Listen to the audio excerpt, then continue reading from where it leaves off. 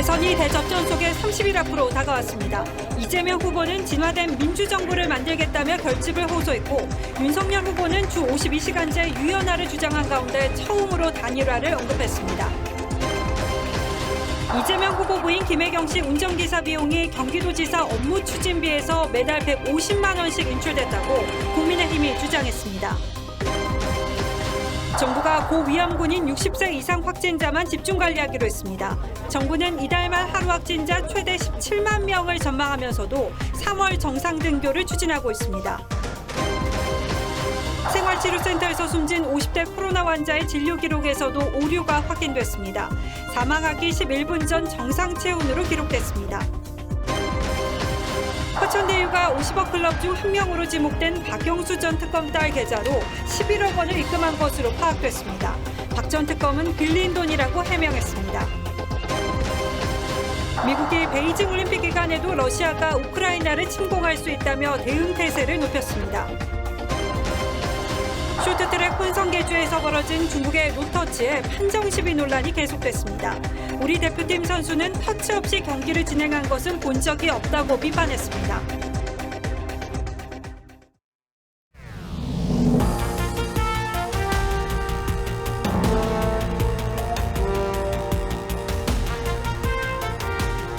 시청자 여러분 안녕하십니까? 뉴스9의 신동욱입니다. 이미 마음을 정하신 분들도 있고 아직은 아니라는 분들도 적지 않습니다. 하지만 역대 어느 대선보다도 혼란스러워 보이는 건 사실입니다. 그래서 여야 정치권은 대선 30일, 한 달을 앞두고 지지층을 누가 얼마나 더 강하게 결집시키느냐에 승부를 걸 수밖에 없는 상황입니다. 물론 단일화 이슈가 아직도 살아있어서 중도층, 이른바 회색지대의 여론이 어디로 움직일 것인가 좀 더 지켜봐야겠습니다만 그것도 이제 시간이 많지는 않습니다. 정확히 일주일 뒤면 후보 등록이 시작됩니다. 그래서 오늘은 선거 한 달을 앞둔 여야 대선 캠프의 움직임을 집중적으로 먼저 살펴볼 텐데 먼저 민주당사를 연결해서 이재명 후보 쪽의 움직임부터 살펴보도록 하죠. 자, 김아림 기자, 민주당은 당원 총동원령을 내렸다고 하는데 이게 무슨 뜻이 있습니까? 네, 민주당은 당의 모든 자원을 끌어모으는 이른바 총동원령을 내렸습니다. 이번 주 안에 박스권에 갇혀있는 이 후보 지지율을 끌어올려야 한다는 절박감 때문입니다. 민주당 조직본부는 현역 의원은 10,000명 이상, 원외 지역위원장은 5,000명 이상씩 지지선언을 받아오라는 공문을 내려보냈습니다. 현역 의원만 172명인 점을 생각하면 200만 명 정도의 지지선언을 받아내란 겁니다. 오늘 김대중, 노무현, 문재인 정부 전직 장차관 104명도 공개 지지선언을 했습니다. 성남시장과 경기지사를 하시면서 실적과 경륜으로 입증된 프로기사입니다. 지난주 문재인 정부 후계자가 아니라고 했던 이 후보는 진화된 민주정부를 만들겠다고 화답했습니다. 4기 민주정부는 잘한 것은 승계하고 부족한 것은 채우고 잘못된 것은 시정해가면서 새로운 것은 더할 것입니다. 그래서 진화된 민주정부를 만들어낼 것입니다. 이 후보는 어제 김종인 전 비대위원장, 오늘 이상돈 전 의원과 잇따라 만나면서 외연 확장에도 공을 들였습니다. 내일은 야권의 책사로 분류되는 윤여준 전 장관도 만날 예정입니다. 민주당사에서 TV조선 김하림입니다. 자, 그렇다면 이번에는 국민의힘으로 가보겠습니다. 이태희 기자, 지금 나오고 있는 여러 가지 여론조사들을 종합해보면 윤석열 후보도 결코 여유로운 상황은 아닌 것 같은데 앞으로 남은 30일 동안 어떤 전략을 준비하고 있습니까? 네, 윤 후보는 남은 한 달간 문재인 정부 실정을 부각하고 맞춤형 대안을 제시하는 데 초점을 맞추고 있습니다. 정권 교체 여론을 실제 표로 연결시키는 데 집중하겠다는 전략입니다. 오늘 대한상일 방문에 경제 비전을 발표하면서도 문재인 정부의 대표 정책이자 중소상공인들의 반발을 사온 주 52시간제를 유연하게 적용하겠다고 했습니다. 주당 52시간이라고 하는 거를 연평균으로 유지를 하더라도 그 업무의 종류나 이런 거에 따라서 좀 노사 간의 합의로 이거를 더 유연화시킬 수. 정부 역할은 시장이 당장 할 수 없는 인프라를 구축하고 제도를 설계하는 데 그쳐야 한다며 작은 정부를 강조했습니다. 정부가 강조해온 신재생 에너지 정책에 대해서도 신재생 에너지만으론 산업 수요를 감당하기 어렵다며 원전 기술 개발에도 전력을 기울여야 한다고 했습니다. 유튜브를 통해선 도심의 시속 50km 차량 속도 제한이 과도하다며 현실에 맞게 조정하겠다는 공약도 내놨습니다. 속도 제한을 좀 풀자는 말씀이시죠? 네, 지능형 교통 시스템만 완비하면은 보행자 안전도 더 잘 지킬 수 있어요. 또 음주운전자가 면허가 취소될 경우 재발급 기간을 현행 1년에서 3년으로 더 엄격하게 하겠다는 공약도 했는데 두 차례 음주운전 전과가 있는 이재명 후보를 겨냥했다는 해석이 나왔습니다. 국민의힘 당사에서 TV조선 이태희입니다. 여야의 움직임이 빨라지면서 그동안 멈춰있던 단일화 시계도 조금씩 움직이기 시작하는 분위기입니다. 권투로 치면 아직은 잽을 날리는 수준이지만 링에 오르지도 않겠다고 손사래를 치는 건 분명히 아닙니다. 그래서 아직은 각 당사자의 말 속에 담긴 속뜻에 집중할 수밖에 없는 상황이죠. 윤석열 후보는 야권 후보 단일화 가능성을 배제하지 않겠다고 했고 안철수 후보는 진정성이 없어 보인다고 했습니다. 진정성이 좀 더 느껴지면 말이 가까워질 수도 있다는 여지를 남겨둔 발언으로 봐야 할 것 같습니다. 더 깊숙한 속사정은 홍현주 기자가 취재했습니다. 윤석열 후보가 한 언론과의 인터뷰에서 야권 후보 단일화를 배제할 필요는 없다고 말했습니다. 안철수 후보와 합쳐서 갈 수 있다면 가자는 것이라며 안 후보와 나 사이에서 전격적으로 결정할 사안이라고도 했습니다. 지지율을 산술적으로 계산할 문제가 아니라 어떻게 하느냐에 따라 화학적 반응이 일어난다면서 1997년 DJP 연합을 예로 들었습니다. 배제하지 않는다고 한 것이지 그 이외에는 더 드릴 말씀이 없습니다. 전날 단일화할 때가 됐다는 원희룡 정책본부장의 말에 개인 의견일 뿐이라며 선을 그었던 권영세 선대본부장도 오늘은 가능성이 열려 있다고 했습니다. 방식에 있어서는 너무 떠들고 하는 거는 안철수 후보에 대한 예의가 아니고 가능성이 열려 있다고 보면 물론이죠. 안철수 후보는 진정성이 없다며 선을 그었지만 이런 문제는 공개적으로 말한다는 자체가 저는 진정성이 없다고 생각합니다. 지지율이 10% 안팎에 머물고 있어 윤 후보가 직접 협상을 제안할 경우 논의에 탄력이 붙을 가능성이 있습니다. 정치권에서는 후보 등록 마감일인 오는 14일 전 단일화를 1차 마지노선으로 보고 있지만 현실적으로 사전투표가 시작되는 다음 달 4일 전까진 단일화 가능성이 열려 있다는 관측입니다. TV조선 홍현주입니다. 오늘 국회에서는 추경 예산 논의를 위한 예결위가 열렸는데 여기에서도 선거판의 공방들이 오갔습니다.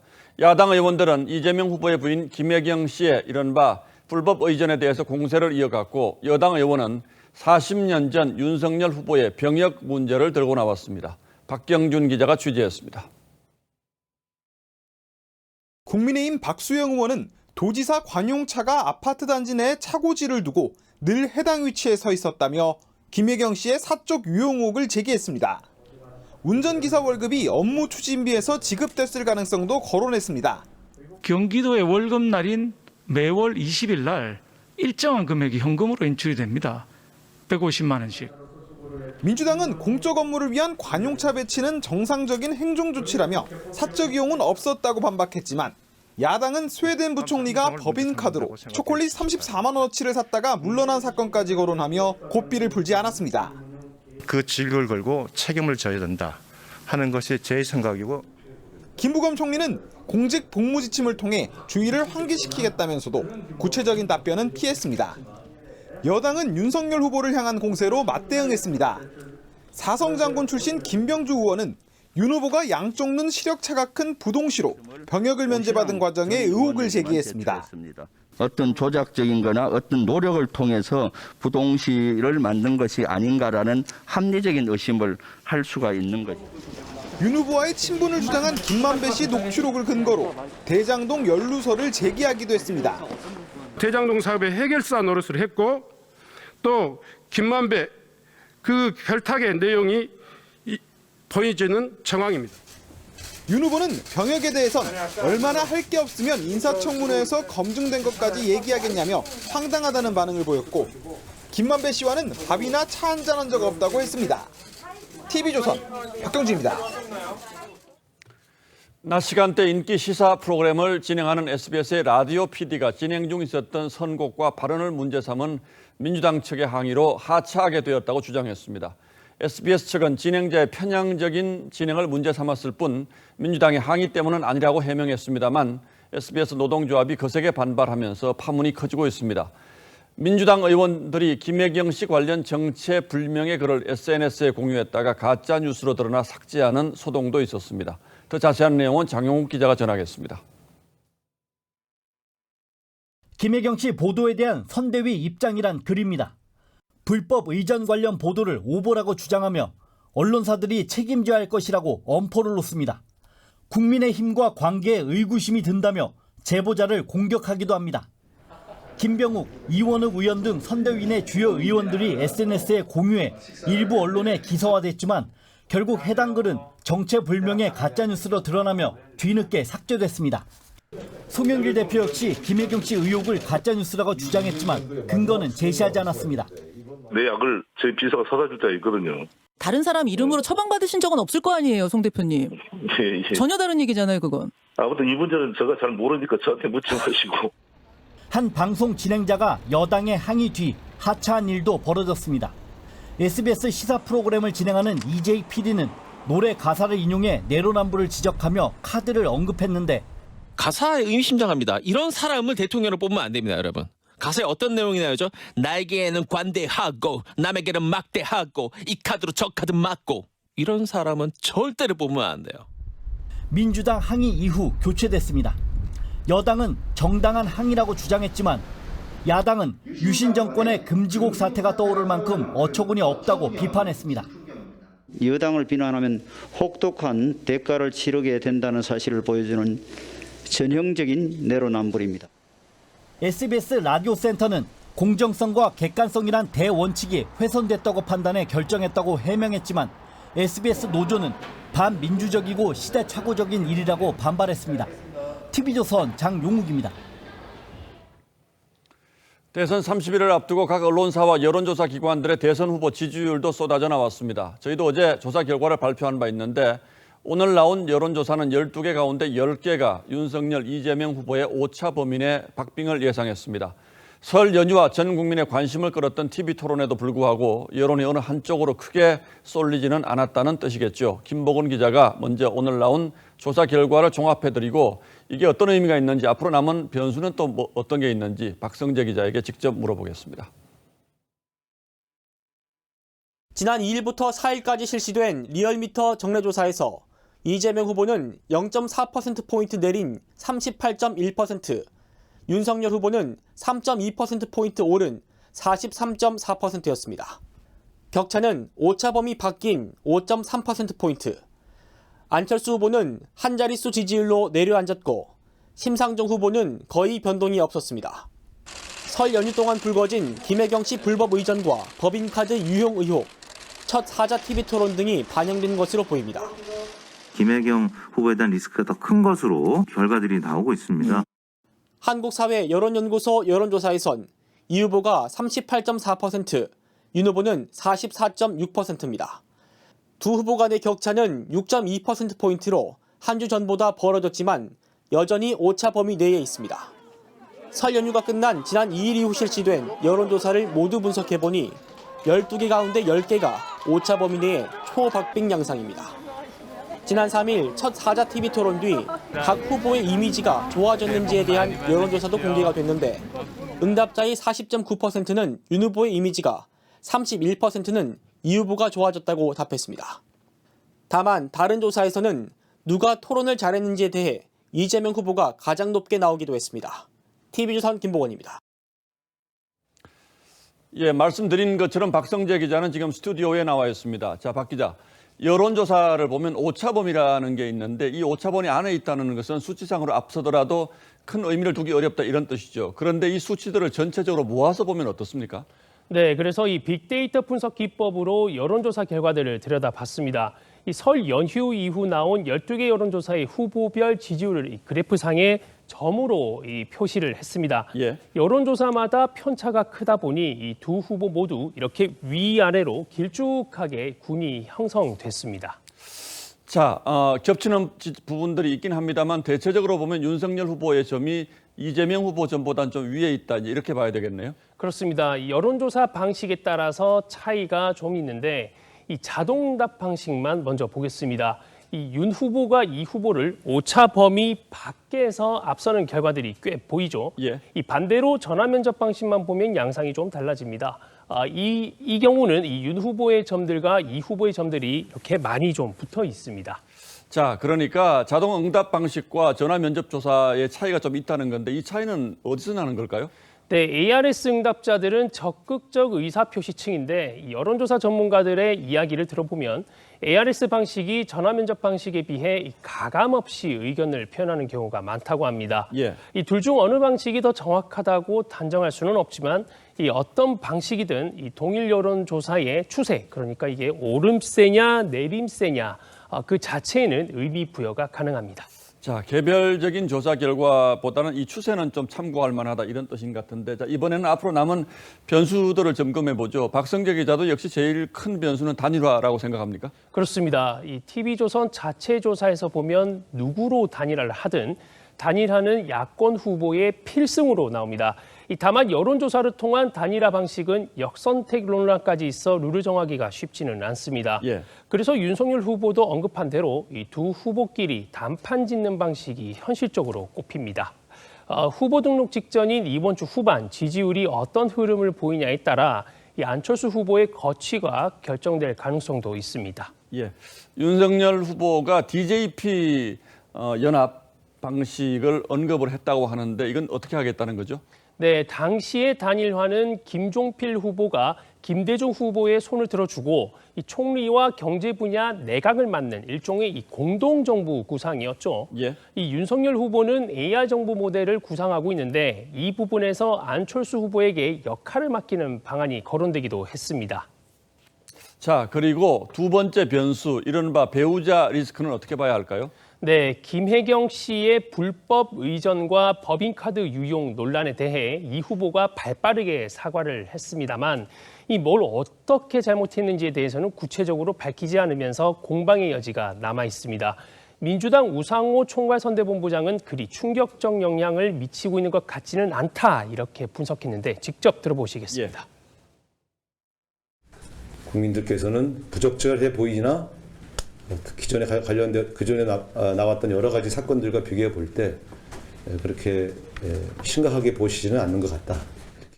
하지만 유권자들도 같은 생각을 갖고 있을지는 주 후반 나올 여론조사 흐름을 통해 확인할 수 있을 겁니다. 코로나가 더 심각해져서 투표율에까지 영향을 미칠 수 있다, 이런 분석도 있더군요. 그렇습니다. 3월 9일 투표 때 하루 확진자가 10만 명을 넘을 가능성이 높다는 전망까지 나오는데요. 코로나 확산으로 중장년층 투표율이 떨어지면 윤 후보에겐 불리하게 작용할 수 있습니다. 사전 투표를 독려하는 방법이 있지만 일부 보수 유튜버들이 또 사전 투표 조작 가능성을 거론하고 있다는 점이 국민의힘으로선 난감한 부분입니다. 예, 여당 의원이 질병청장을 상대로 여당 후보 찍을 수 있도록 코로나 상황을 잘 관리해달라, 이런 얘기를 했다고 하는데 이건 듣기에 따라서는 굉장히 위험할 수도 있는 발언이죠. 예, 박성재 기자 잘 들었습니다.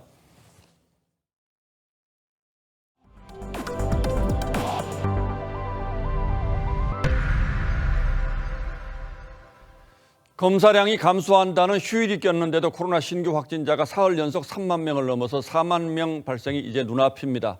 유행 정점의 수치를 점차 높여오던 정부는 급기야 이달 말 하루 환자가 13만 명에서 17만 명까지 발생할 수 있다고 전망치를 다시 올렸습니다. 서영일 기자가 보도합니다. 서울의 한 호흡기 클리닉입니다. 신속 항원 검사를 받기 위해 시민들이 번호표를 들고 기다립니다. 불안한 마음에 병원에 온 남성. 사무실에 같은 층에 있는 분이 양성 반응이 나왔다 그래가지고. 감기 증상에 놀라서 온 어르신도 있습니다. 기침은 없고 가래가 있고 콧물. 가래랑 콧물? 설 연휴 전 이 병원의 하루 평균 검사자는 평균 100명대였습니다. 하지만 오늘은 오후 4시 현재 검사자가 벌써 270명을 넘겼습니다. 신규 확진자는 35,286명으로 사흘째 3만 명을 웃돌고 PCR 검사자 4명 중 1명이 양성일 만큼 오미크론의 전파력은 강력합니다.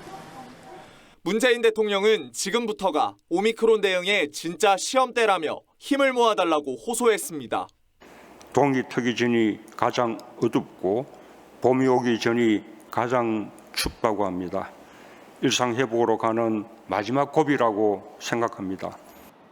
마지막 고비라 할 수 있는 유행 정점 규모에 대해 방역당국은 또 새로운 전망치를 내놨습니다. 이달 말 하루 최다 환자 수를 12만 2천 명에서 17만 명으로 다시 상향 조정한 것입니다. 2월 말 경에는 국내 확진자가 13만 명에서 17만 명 수준까지도. 재택치료자 급증에 대비해 정부는 고위험군 중심의 개편안도 발표했습니다. TV조선 서영일입니다. 예, 당장 개학 앞둔 학교들이 가장 비상입니다. 교육부가 오늘 새학기 운영 방안을 발표했는데 확진자가 전교생의 3%를 넘지 않으면 정상 등교를 유지하기로 했습니다. 그러나 100명 가운데 3명 이상 확진자가 나오면 상황이 달라집니다. 자세한 내용은 최원영 기자가 설명합니다. 최근 신규 확진자 4명 중 1명은 18세 이하 청소년입니다. 새 학기를 한 달 앞둔 학부모들은 불안합니다.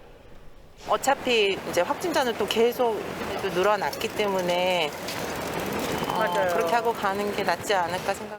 학교는 가되 급식을 안 하는 방향으로 해서 그냥 확산을 최소화하는 게.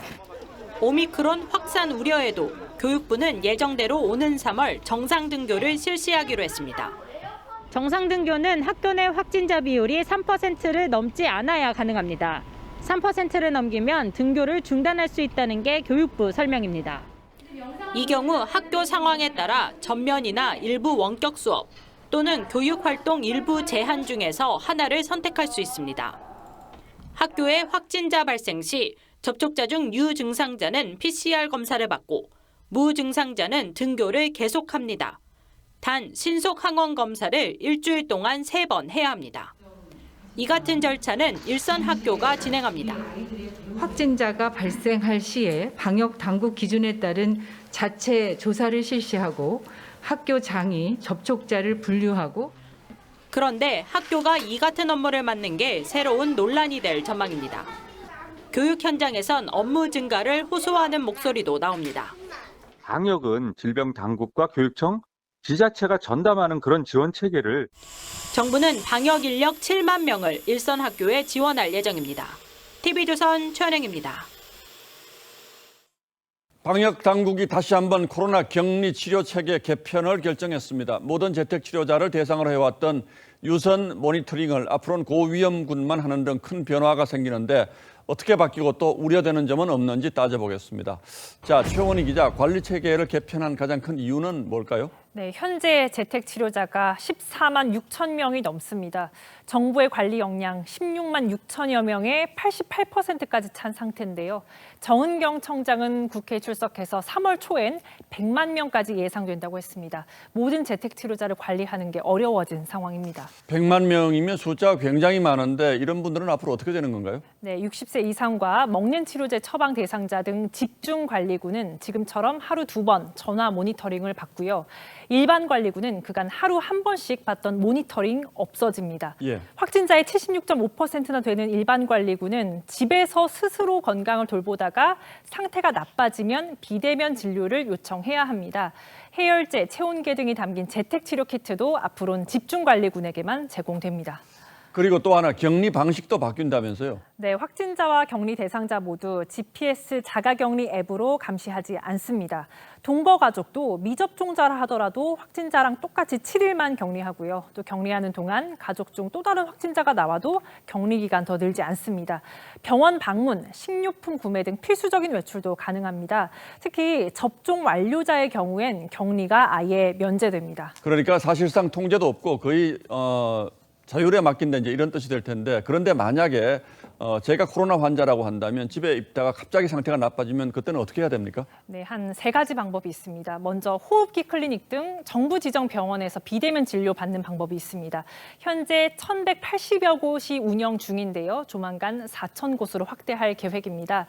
이 방법이 여의치 않은 경우 평소 다니던 동네 병원에 전화하는 방법이 있습니다. 이 방법은 의료계 협조가 굉장히 중요합니다.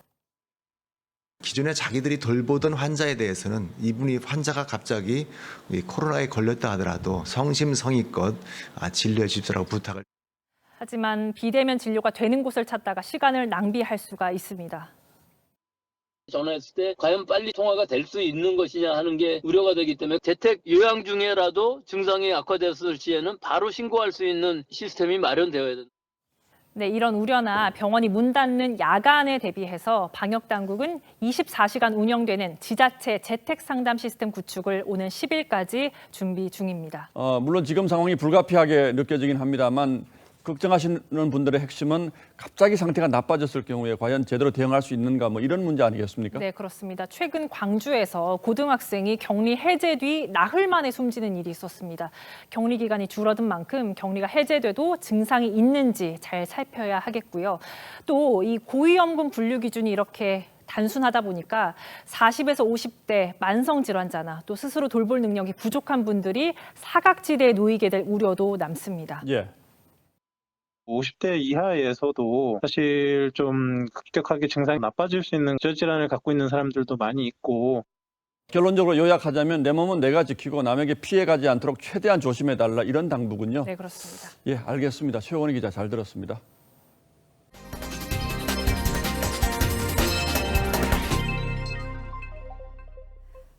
생활치료센터에서 50대 코로나 확진자가 진료 소홀로 사망했다는 의혹이 제기됐죠. 이 환자의 진료 기록에서도 오류가 있었던 것으로 파악됐습니다. 이 사망하기 11분 전 정상 체온으로 기록돼 있었던 건데 환자가 숨진 것을 발견한 것도 숨진 지 최소 2시간 지난 뒤인 것으로 보입니다. 하동원 기자입니다.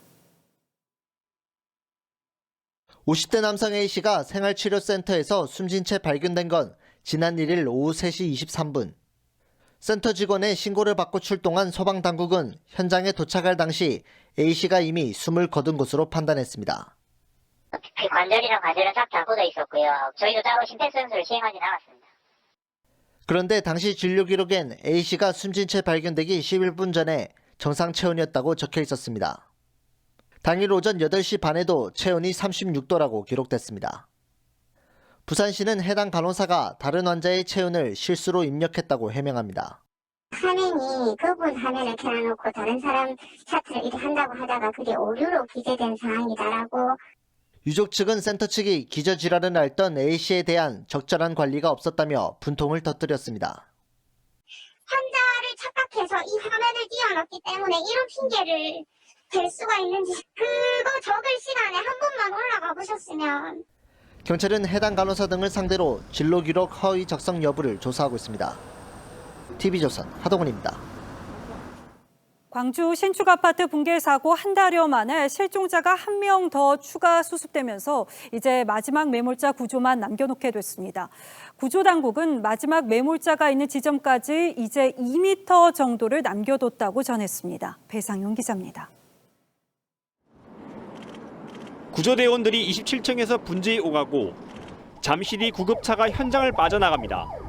구조당국은 오늘 낮 3시 47분쯤 27층에서 매몰자 1명을 구조했습니다.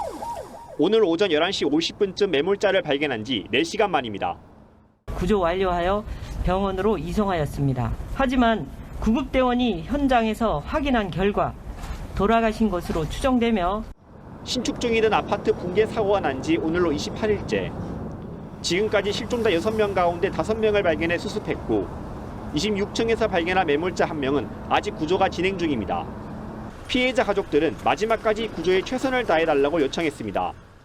마지막 분이 구조될 때까지 좀 기다려 주셨으면 좋겠고 혹시라도 모를 또 2차 피해나 또 안전상의 문제가 없도록 만전을 기해서 구조당국이 27층 바닥까지 진입로를 뚫는 작업을 진행하면서 나무 매몰자 1명이 발견된 26층 지점까지는 2m 정도 거리가 남았습니다. 오늘 5번째 실종자를 수습하면서 매몰자 탐색을 병행할 필요가 없어져 구조 작업은 한층 더 빨라질 전망입니다. TV조선 배상윤입니다.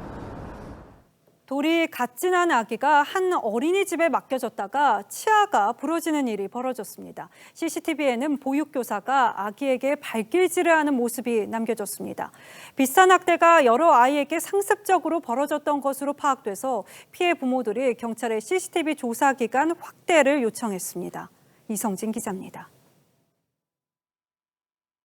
어린이집 보육교사가 13개월 난 아기를 발로 찹니다. 바닥에 얼굴을 부딪힌 아기는 치아 2개가 부러졌습니다. 보육교사는 당시 아이가 혼자 넘어져 다쳤다고 둘러댔습니다. 하지만 CCTV를 확인한 피해 부모는 50대 보육교사 A씨를 경찰에 신고했습니다. 참담하고 마음이 찢어지죠. 저희가 눈물을 흘리면서 다 확인을 했고요. 눈물 때문에 CCTV를 못 볼 정도로 확인했습니다. 그런데 CCTV를 추가 확인하는 과정에서 아동학대가 상습적으로 이루어진 정황이 쏟아져 나왔습니다. CCTV에는 심지어 아이의 얼굴을 때리는 장면이 담겨 있었던 겁니다. 피해 부모들은 CCTV 20일 분량에서만 아이 6명이 160여 차례 학대를 당했다며 CCTV 분석 기간을 지난해 3월까지 확대해달라고 경찰에 요청했습니다. 일부 피해 아동은 트라우마까지 겪고 있습니다.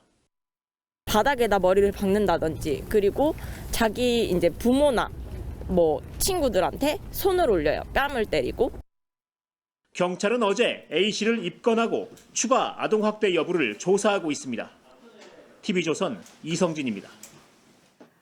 50억 클럽 중 한 명으로 거론된 박영수 전 특검의 딸 계좌로 화천대유가 11억 원을 입금한 것으로 파악됐습니다. 대장동 개발 수익이 현실화되기 시작한 지난 2019년부터 5차례에 걸쳐 돈이 보내졌는데 박 전 특검 측은 빌린 돈일 뿐이라고 해명했습니다. 한송원 기자입니다. 2016년 8월 화천대유에 입사한 박영수 전 특검의 딸 박모 씨는 연봉 약 6천만 원을 받고 토지 보상 업무를 담당했습니다. 그런데 화천대유가 월급과는 별개로 2019년 9월부터 2021년 2월까지 5번에 걸쳐 박 씨 계좌에 11억 원을 입금했습니다. 2019년은 박 전 특검이 현직 특검으로 활동할 때였습니다. 앞서 화천대유는 딸 박 씨에게 성과급 5억 원을 주기로 하고 대장동 아파트 특혜 분양으로 시세 차익 수억 원을 안겨줬다는 의혹도 받습니다. 성과급과 시세 차익 11억 원을 모두 합하면 24억 원에서 25억 원에 달합니다. 박 전 특검 측은 11억에 대해 회사에서 대출받은 돈이라며 일부는 갚았고 나머지도 갚을 것이라고 해명했습니다. 딸 박 씨도 연이율 4.6%에 3년 기한으로 빌렸다는 차용증을 검찰에 낸 것으로 알려졌습니다. 이에 대해 검찰은 자금의 성격을 볼 때 혐의를 단정할 수 없다고 밝혔습니다. 50억 클럽으로 거명된 박 전 특검은 화천대유에서 8개월 동안 월 1,500만 원 안팎의 자문료를 받았고 화천대유가 대장동 사업 우선 협상자가 된 뒤 대주주 김만배 씨에게 5억 원을 이체하기도 했습니다. TV조선 한송원입니다. 예, 다음 뉴스입니다. 러시아가 우크라이나의 접경지 쪽으로 병력을 전진 배치하면서 올림픽 기간 중 침공할 거란 불안한 전망이 나오고 있습니다. 국제사회가 우려 속에 중재에 나섰지만 아직은 해결 기미가 보이지 않고 있습니다. 이유진 기자가 보도합니다. 러시아 전투기 수호이 25가 벨라루스에 도착했습니다. 핵무기를 탑재할 수 있는 전폭기도 배치했습니다. 10일 시작하는 러시아 벨라루스 연합훈련을 명분 삼아 접경지 군사력을 늘려갑니다. 위성 사진으로 확인된 곳만 최소 3곳. 야전 캠프 주변은 이스칸데르 미사일과 탱크, 곡사포의 대공 방어망까지 갖췄습니다. 내일 침공을 하더라도 이상할 게 없는 수준입니다. 모두 우크라이나 국경 50km 이내입니다. 미국은 러시아가 이미 전력의 70%를 배치했다며 베이징 올림픽 폐막 전에 침공할 수도 있다고 내다봤습니다. We believe that the Russians have put in place the capabilities to mount a significant military operation into Ukraine. 미국은 최정예 부대 82 공수사단을 추가 파병했고 나토 동맹군도 접경지에서 연합 훈련을 펼치고 있습니다. bereits gezeigt und wir sind auch bereit, alles Notwendige zu tun, um das zu verstärken. Genauso gilt das übrigens für das Air Policing, das wir gegenwärtig machen, sowohl im Baltikum als auch im südlichen Bereich. 우크라이나가 외교적 해결을 촉구하는 가운데 마크롱 프랑스 대통령은 러시아와 우크라이나를 잇따라 방문해 중재에 나선다는 계획입니다. TV조선 이유진입니다. 이렇게 러시아의 우크라이나 침공 가능성이 제기되면서 우리 기업들의 불안감도 커지고 있습니다. 삼성, LG, 현대차 같은 국내 대기업들의 타격이 특히 우려되는 상황입니다. 박상현 기자가 취재했습니다. 러시아의 현대차 공장 연간 20만 대를 생산하며 러시아 등 CIS 지역 전진기지 역할을 담당하고 있습니다. 하지만 러시아와 우크라이나 갈등이 고조되면서 자칫 부품 공급이 중단될 수 있다는 우려가 나오고 있습니다. 국내 자동차와 부품 수출액은 러시아에 대한 전체 수출의 44%로 가장 높은데 부품 공급이 막히면 생산 차질도 불가피해집니다. 일단 수출액에 있어서 상당히 지금 고민거리가 늘어난다고 볼 수가 있거든요. 더 심각해진다라면은 분명히 영향을 받는다고 볼 수가 있습니다. 러시아의 공장을 운영 중인 삼성과 LG전자도 촉각을 곤두세우긴 마찬가지입니다. 삼성과 LG전자는 러시아와 주변국에서 매년 5조 원 넘는 매출을 올리고 있는 상황. 러시아가 무력 도발할 경우 미국이 러시아를 제재할 가능성이 높아진 겁니다. 미국이 안보상 이유로 러시아로의 반도체 반입을 막을 경우 삼성과 LG의 휴대폰과 가전제품 생산이 중단될 수 있습니다. 미러 갈등의 불똥이 우리 기업에게 튈 수 있다는 우려입니다. 그러니까 삼성이나 LG가 그 스마트폰이나 가전에 1위를 하고 있기 때문에 아무래도 그 영향은 충분히 받을 수 있을 수밖에 없는. 우크라이나발 국제 정서 불안에 국내 수출 기업이 숨죽이고 있습니다. TV조선 박상현입니다. 부동산과 주식 등 자산 시장이 출렁이면서 뭉칫돈이 은행으로 몰려들고 있습니다. 은행권에서는 이런 자금을 잡기 위해서 고금리를 제공하는 예금과 적금을 앞다퉈 내놓고 있는데 실제 가입 조건을 따져보면 실속이 없는 경우가 많습니다. 김혜나 기자가 고금리 예적금 실태 알아봤습니다. 직장인 강모 씨는 올 초에 연 7% 이자를 준다는 저축은행의 적금 광고를 보고 가입을 생각했지만 포기했습니다. 한 달에 20만 원까지만 넣을 수 있고 만기도 7개월로 짧아 이자가 3만 원을 넘지 않았기 때문입니다. 아무리 금리가 높아도 이게 하나마나 하더라고요. 이게 상술이다라는 생각을 했어요. 대형은행도 잇따라 고금리 예적금을 내놓고 있지만 최고금리를 받기는 쉽지 않습니다.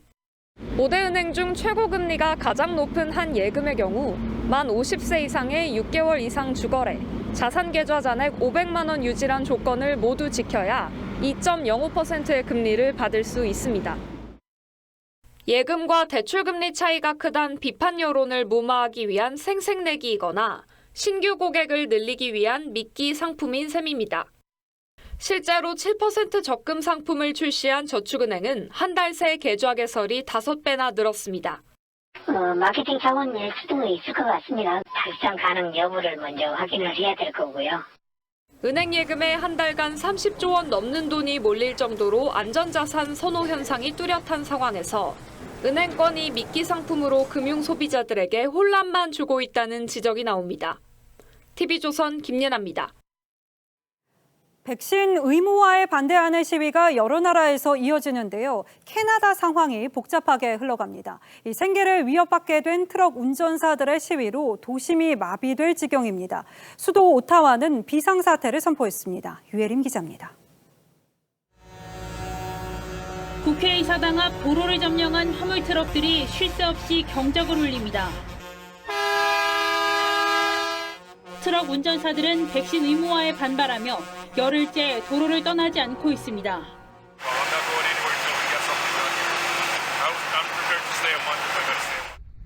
지난달 15일부터 접종을 의무화하는 바람에 접종을 안 한 트럭 운전사들은 미국 국경을 넘나들 수 없습니다.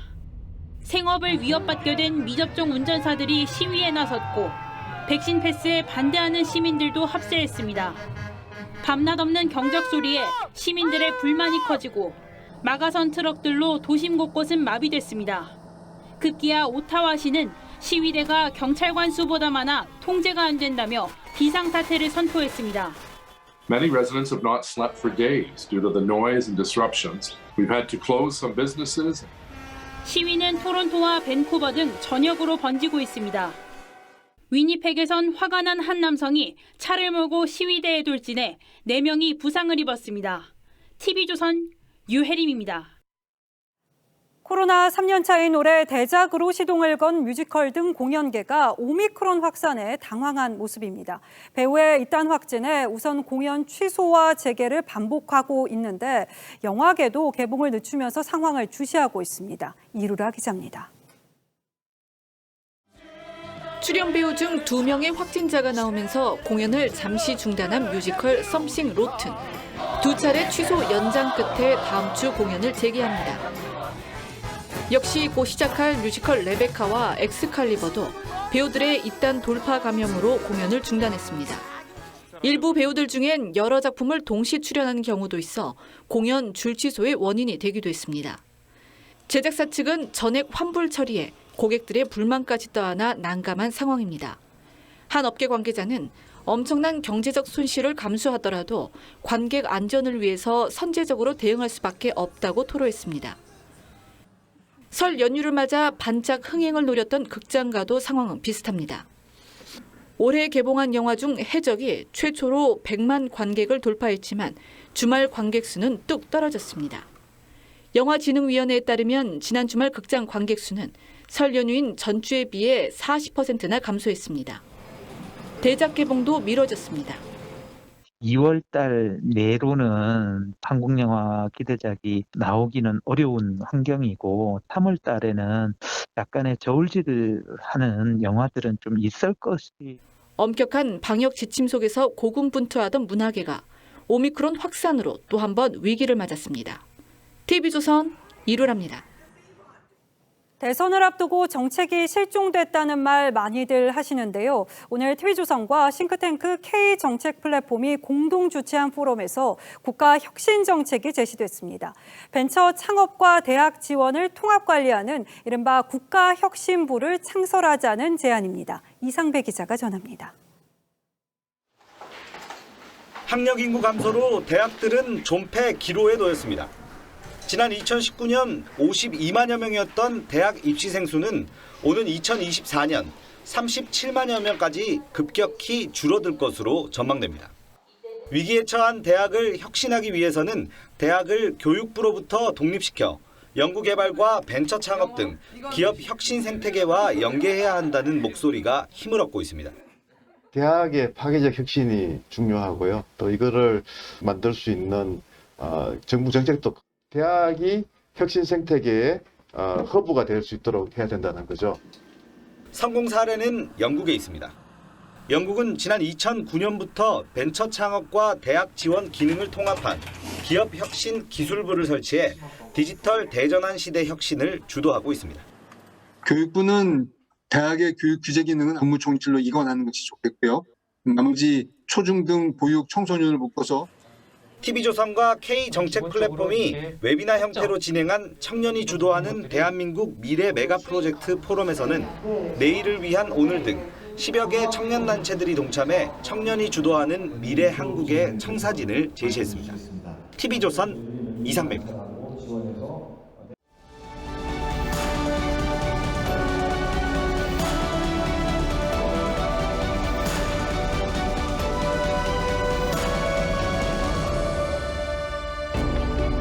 경복궁 건정전 마당 조정에 깔린 박석은 표면을 이렇게 울퉁불퉁 거칠게 깎아놓았습니다. 햇빛 반사를 줄여서 눈부심을 막고 발이 미끄러지지 않게 하려는 것이죠. 반면 소리는 사방으로 반사시켜 임금의 어명이 만조백관에게 잘 들리게 했습니다. 이렇게나 과학적인 박석을 중국인 단체 관광객 가이드가 이렇게 설명한다는 실태조사가 있었습니다. 박석이 울퉁불퉁한 것은 중국 사신이 지나갈 때 고개를 들지 못하게 하려는 것이라고. 또 조선이 중국에 미녀들을 바치느라 지금 한국에는 성형 미녀밖에 없다는 사례도 있었습니다.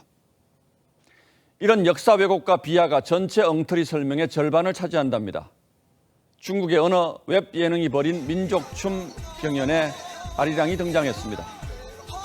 한복 입고 합죽선을 든 춤꾼들이 장구 묘기도 펼칩니다. 지켜보던 안무가가 엄지를 지켜 세우며 말하죠.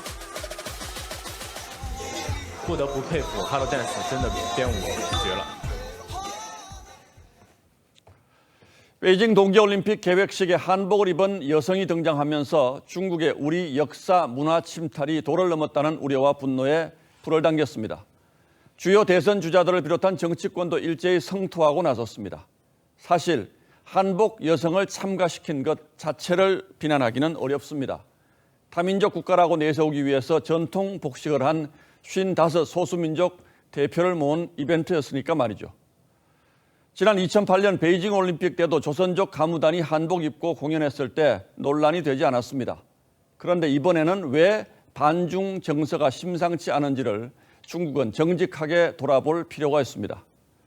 중국은 역사 공정에 이어서 온갖 것을 자기네 것이라고 우기는 이른바 문화 공정을 벌여왔습니다. 한복과 갓, 김치와 삼계탕의 원조가 중국이고 세종대왕부터 윤동주, 이영애, 김연아, 손흥민까지 조선족이라는 억지 주장을 늘어놓기도 합니다. 예전에 우리 정부는 이런 식의 억지를 그냥 지나치지 않았지만 문재인 정부는 조용했습니다. 시진핑이 트럼프에게 한국은 중국의 일부라고 했을 때도 그냥 넘어갔습니다. 대통령은 중국을 높은 산봉우리, 한국을 작은 나라라고 했습니다.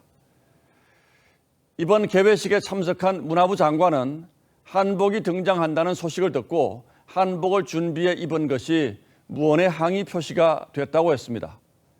문제가 있다는 사실을 알았지만 침묵하겠다는 얘기로밖에는 들리지 않습니다. 물론 이런 문제에 대해서 지나치게 감정적으로 대응하는 것은 우리에게 아무 도움이 되지 않습니다. 그들의 너무나도 뻔한 의도에 말려들 필요도 없습니다. 그러나 이런 사실을 제대로 알고 대응하는 것과 그렇지 못한 경우는 많은 차이가 있습니다. 이웃 나라가 무슨 짓을 하든 침묵하는 나라와 민족이 어떤 운명을 가야 했는지는 숱한 세계 역사가 웅변하고 있기 때문이죠. 2월 7일 앵커의 시선은 언제까지 이럴 겁니까? 였습니다.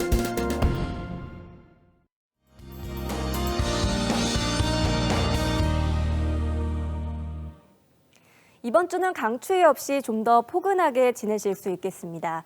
내일 낮부터 추위가 누그러지겠는데요. 주 후반으로 갈수록 기온은 오름세를 보이겠습니다.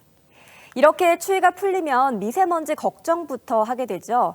일단 내일은 공기가 깨끗할 것으로 보이고요. 이후에는 농도가 높아질 가능성이 있습니다. 주말에는 남부와 제주 지역에 비 소식이 있고요. 중부 지역은 이번 주 내내 메마른 날씨를 보이겠습니다. 그동안 눈과 한파 때문에 세차 미뤄오신 분들 많으시죠? 이번 주에는 세차도 괜찮겠습니다. 자세한 내일 날씨 보겠습니다. 전국이 대체로 맑겠고요. 기온은 오늘보다 2도에서 5도가량 높겠습니다. 내일 낮 최고 기온은 서울이 5도, 대구와 광주는 8도를 보이겠습니다. 날씨였습니다.